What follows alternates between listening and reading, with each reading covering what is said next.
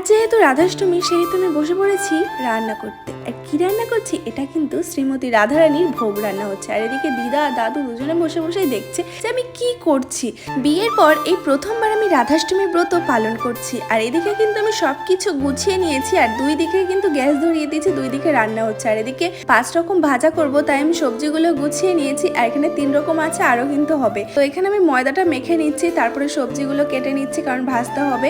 তারপরে আমি লবণ হলুদ মাখিয়ে রেখে দিলাম সবজিগুলোতে। তারপরে আমি গোষ্ঠীর মিটিং থেকে এসে আমি তাড়াতাড়ি করছি, কেননা ওইদিকে আবার ভোগ দেওয়ার টাইম চলে যাবে। তো আমি তাড়াতাড়ি করে অল্প কয়েকটা লুচি বানিয়ে নিয়ে পুজোতে বসে পড়েছি। সময়ের অভাবে আমি আর বেশি কিছু করতে পারিনি, যা পেরেছি সেগুলোই ভোগ দিয়েছি। কথায় আছে না, এত কিছুর দরকার নেই, যদি মনে ভক্তি থাকে তাহলেই ঠাকুর সন্তুষ্ট হন।